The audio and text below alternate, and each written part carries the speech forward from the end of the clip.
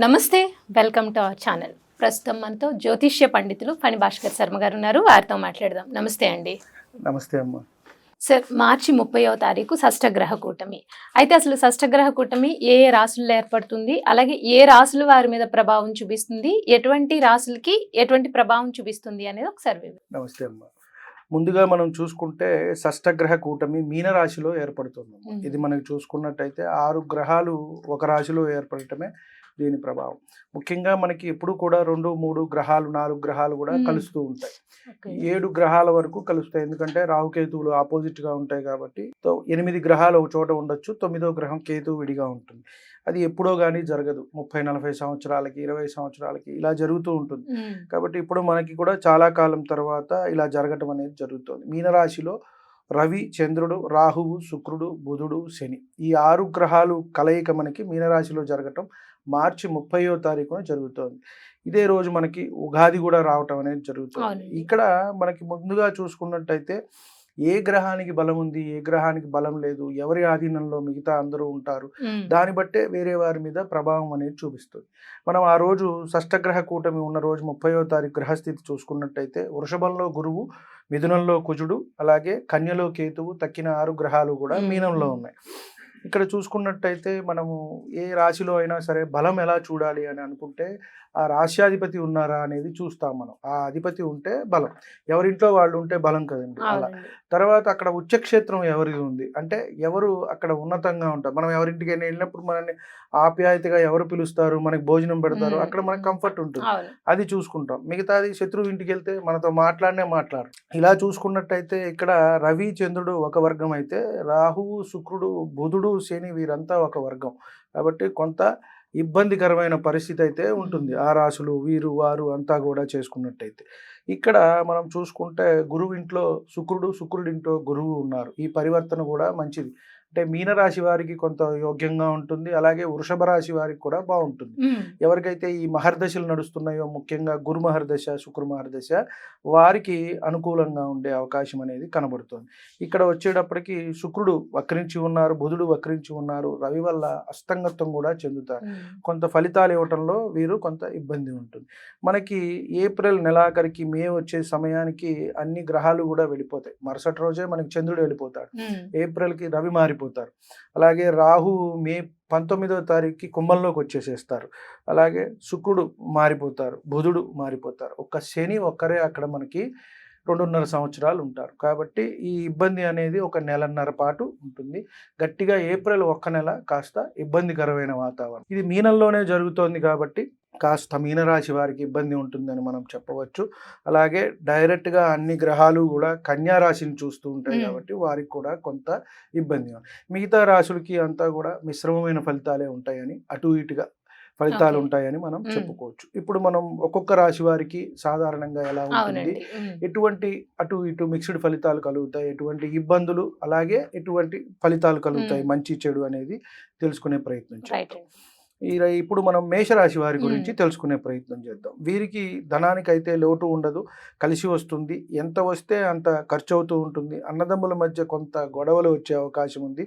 ఆరోగ్య సమస్యలు, అలాగే భార్యాభర్తల మధ్య మనస్పర్ధలు కూడా వచ్చే అవకాశం ఉంది. వీరికి పుణ్యక్షేత్ర దర్శనం చేస్తారు. ఉద్యోగంలో కష్టపడవలసి ఉంటుంది. ఎంత కష్టపడితే అంత అభివృద్ధి అనేది సాధిస్తారు. అలాగే వాహనాల్లో ప్రయాణాలు చేసేటప్పుడు మనం జాగ్రత్త అవసరం అనేది చెప్పవలసిన సూచన. దీంతో పాటు వీరికి ఏలినాటి శని కూడా ప్రారంభమవుతుంది కాబట్టి అన్ని విషయాల్లో కూడా జాగ్రత్త, చేసే వృత్తి ఉద్యోగాల్లో, వ్యాపారాల్లో అన్నింట్లో కూడా వీరికి జాగ్రత్తగా ఉండమని మనం చెప్పవచ్చు. తర్వాత వృషభ రాశి వారికి వచ్చేటప్పటికి ఆరోగ్య సమస్యలు ఒక నెల కొంత వీరికి ఇబ్బంది పెట్టినా కూడా తగ్గుముఖం పడతాయి.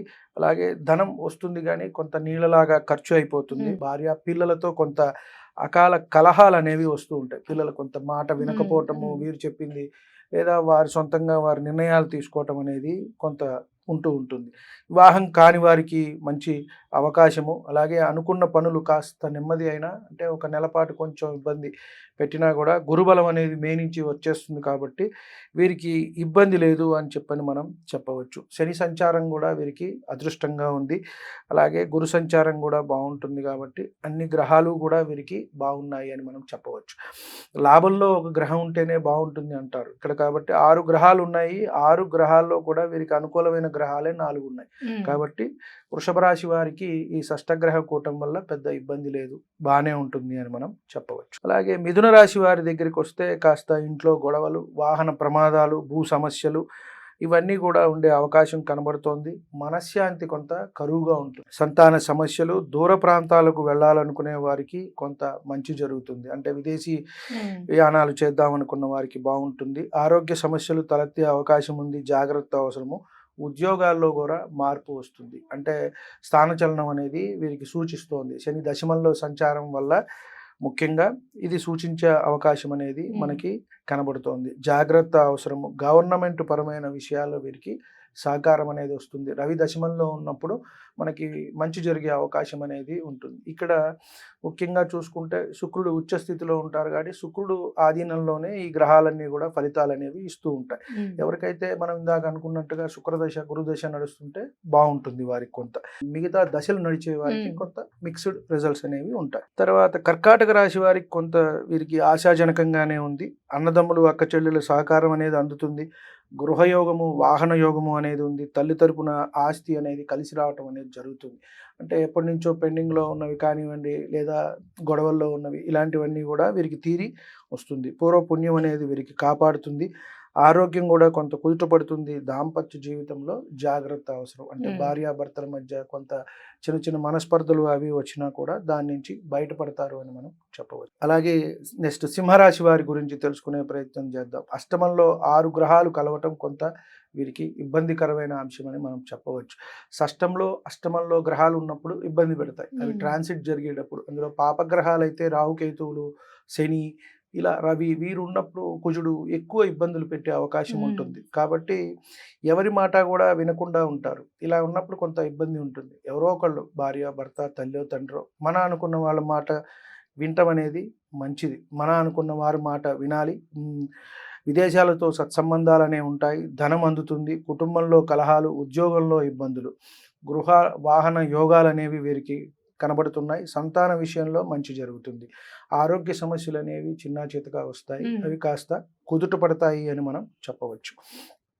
వీరికి అష్టమ శని కూడా మొదలవటం కొంత జాగ్రత్త అనేది అవసరం. తర్వాత కన్యా రాశి వారి గురించి వస్తే సప్తమంలో 6 గ్రహాలు అనేవి కలవటం జరుగుతోంది. వీటి దృష్టి అనేది వీరి మీద ఉంటుంది కాబట్టి ఎంతైనా ఒక గ్రహ దృష్టి మనకి ఇబ్బందిగా ఉంటుంది. అనుకూలమైనది అయితే బాగానే ఉంటుంది. వీరికి చూసుకున్నట్టయితే 4 గ్రహాలు అనుకూలంగానే ఉన్నాయి. రవి చంద్రుడు కొంత అనుకూలం అనేది లేదు కాబట్టి అన్నిటి విషయాల్లో కూడా కొంత జాగ్రత్త అనేది అవసరం. మీనరాశి వారి తర్వాత వీరు కన్యా రాశి వారు ఈ షష్టగ్రహం కూటం వల్ల కొంత ఇబ్బంది పడతారు కాబట్టి జాగ్రత్త అవసరం. ఇంట్లో కలహాలు అనేవి వస్తాయి, ఉద్యోగంలో సమస్యలు, అనారోగ్య సూచన, అలాగే మీకు దగ్గర వారు ఒకరు దూరం అయ్యే అవకాశం కూడా కనబడుతోంది. డబ్బులు ఎంత వస్తే అంత ఖర్చు పెట్టేస్తారు కాబట్టి జాగ్రత్త అనేది అవసరం.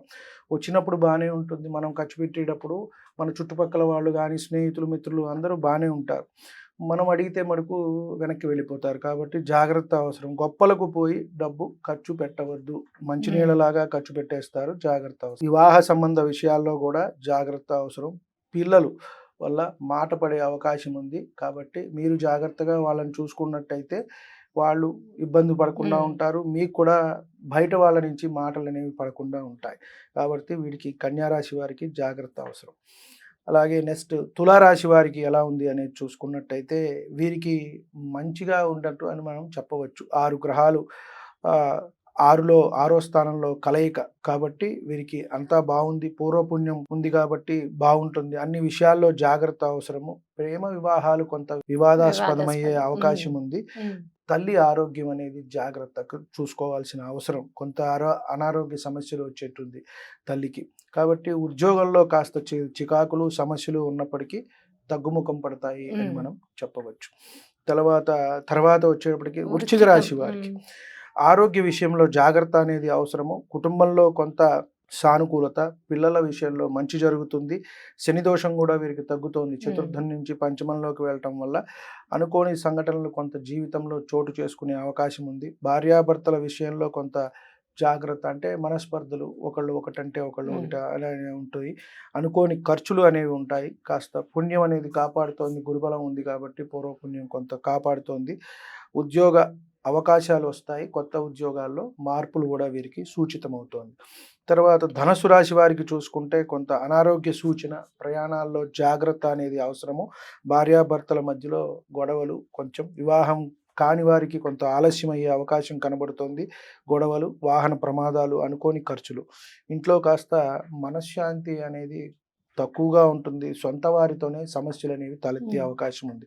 ఇది మనం ఒక నెల 40 రోజులు కొంచెం ఇంచుమించుగా అట్లా ఉంటుంది. తర్వాత వీరికి గురుబలం అనేది కొంచెం వస్తుంది కాబట్టి వీటి నుంచి మే 15 నుంచి కొంత అందరూ కూడా దీని నుంచి బయటపడతారు. కొంచెం ఏప్రిల్ ఉపశమనం అనేది లభిస్తుంది. వారికి నడిచే దశాంతర దశలకి పరిహారం చేసుకున్నట్టయితే సరిపోతుంది. అంటే ఏప్రిల్ మే ఏప్రిల్ మే 10 అంతవరకు. మే 15 గురువు మారుతారు కాబట్టి గురుబలం వస్తుంది. ఏప్రిల్ ఒక్క నెల కాస్త గడ్డుగా ఉంటుంది అందరికీ కూడా. ముఖ్యంగా మనం చూసుకున్నట్టయితే ఇది వ్యక్తిగత జాతకం మీద కాకుండా ఎక్కువగా కూడా సమాజం మీద, అలాగే ప్రపంచం మీద ఎక్కువగా ప్రభావితం చూపిస్తూ ఉంటుంది. ఇది వ్యక్తిగత జాతకం మీద తక్కువే చూపిస్తుంది షష్టగ్రహ కూటమి అనేది. మనకి చూసుకున్నట్టయితే సమాజంలో గొడవలు, కలతలు, దేశ విదేశాల మధ్య యుద్ధాలు జరుగుతూ ఉంటాయి చూడండి అవి. అలాగే కొన్ని భూకంపాలు రావటము, సునామీ లాంటివి రావటం, ఇలాంటి విపత్కర పరిస్థితులు అనేవి వచ్చే అవకాశం ఉంటుంది. రాశి మీద, వ్యక్తి మీద ప్రభావం అనేది తక్కువే ఉంటుంది. అంటే మనం వ్యక్తిగతంగా చూసుకున్నట్టయితే ఈ రాశిలో ఉన్న వారికి తక్కువే ఉంటుంది ఫలితం అనేది. అలాగే నెక్స్ట్ మకర రాశి వారికి వస్తే కొంత ఉపశమనం అని చెప్పొచ్చు. ఏలినాటి శని అనేది పూర్తి అవుతోంది. అయినా వారితో కొంచెం గొడవలు, చికాకులు ఉండే అవకాశం ఉన్నది. వివాహాలు అయ్యే అవకాశం ఉంది. దగ్గర ప్రయాణాలు, సంతానపరమైన సమస్యలు తీరుతాయి. మంచి ఉద్యోగ అవకాశాలు ఉంటాయి. గవర్నమెంట్లో ఉద్యోగ ప్రయత్నాలు చేసేవారికి అవకాశం అనేది ఉన్నది. సంతానపరమైన సమస్యలు ఏవైతే ఉన్నాయో అవి తీరుతాయి. అలాగే ఆసుపత్రి ఖర్చులు కొంత కనబడుతున్నాయి. అంటే వీరికి శుభమూలకమైన ఖర్చులే, అంటే పిల్లలకి కానివ్వండి ఇట్లా ఖర్చు పెట్టే అవకాశం కనబడుతోంది. స్థాన చలనం కూడా ఉంది. కాస్త జాగ్రత్త అనేది మనం చెప్పదగ్గ సూచన. అలాగే తర్వాత కుంభరాశి వారికి వస్తే కొంత శని ప్రభావం అనేది తగ్గుతోంది. వివాహ ప్రయత్నాలు కలిసి వస్తాయి. ఇల్లు, వాహనాలు ఇవన్నీ కూడా వీరు కొనుక్కుంటారు. విదేశీ ప్రయత్నాలు కూడా కలిసి వస్తాయి. ద్వితీయంలో ఈ గ్రహ సంచారం వీరికి బాగానే ఉంటుంది అని మనం చెప్పవచ్చు. వాహనాలు కొంటారు, విదేశీ ప్రయత్నాలు కలిసి వస్తారు, అన్నీ కూడా బాగుంది. కాకపోతే ఇంకా ఏదో కావాలి, ఏదో ఇచ్చేయాలని ఇంట్లో కొంత మానసిక ప్రశాంతత అయితే వీరికి ఉండదు. అంటే ఎన్ని ఇచ్చినా, ఎన్ని చేసినా కూడా ఒక్కొక్కసారి మనం ఇంట్లో అన్ని పనులు చేస్తుంటాం కానీ మనకి మనశ్శాంతి అనేది ఉండదు. అటువంటి పరిస్థితే వీరికి ఇంకా ఉంది. కొంత ఉపశమనం అయితే వీరికి కలుగుతుంది. తర్వాత ఆకస్మిక ఖర్చులు, ప్రయాణాల్లో కొంత జాగ్రత్త అనేది అవసరం. వీరికి మనం చిట్ట చివరిది అయిన మీనరాశి వారికి వచ్చేసాము. ఇక్కడే మనకి ఈ షష్టగ్రహ కూటమి అనేది ఏర్పడుతోంది. కన్యారాశి వారి తర్వాత వీరికే ఎక్కువ ప్రభావం అనేది చూపిస్తోంది. కాబట్టి జన్మ శని అనేది ప్రారంభమవుతోంది. అన్ని విషయాల్లోనూ వీరు జాగ్రత్తగా ఉండవలసిన అవసరం. అన్నదమ్ములు, అక్క చెల్లెలతో గొడవలు వచ్చే అవకాశం ఉంది. ఆకస్మిక ప్రమాదాలు, వాహనాలు తోలేటప్పుడు జాగ్రత్త అవసరము. తల్లి తరపు వారిలో ఒకరికి అనారోగ్య సమస్యలు లేదా దూరం అయ్యే అవకాశం అనేది కనబడుతోంది. జాగ్రత్త అవసరం. వీరికి పూర్వపుణ్యం అనేది ఉన్నది, అది కాపాడుతుంది. ఆరోగ్య విషయాల్లో జాగ్రత్త అవసరము. వివాహాలు అయిన వారికి కొంత ఇబ్బందికరమైన అంశము అని మనం చెప్పవచ్చు. జాగ్రత్త అవసరము. అంటే మనస్పర్ధల వల్ల విడిపోయే అవకాశం అయితే వచ్చే అవకాశం ఉంది. వివాహం కాని వారికి అయితే ఇప్పుడు అవకాశం అనేది తక్కువగా ఉంది. ఉద్యోగాల్లో తిప్పట, అన్ని ఖర్చులు, ఎటు చూసినా కూడా వీరికి కొంత ఇబ్బందికరంగానే ఉన్నది. కాబట్టి ఏప్రిల్ అలాగే మే 10-15 వరకు ఒక 40-45 రోజులు కాస్త ఇబ్బందికరమైన అంశాలు అనేవి కొన్ని జరుగుతూ ఉంటాయి. మనం అన్నిటికీ ఓవరాల్గా మనం చెప్పుకున్నట్టయితే 12 రాశులకి కూడా వారికి నడిచే మహర్దశలు చూసుకొని వాటికి పరిహారం చేసుకోవటం అనేది మంచిది.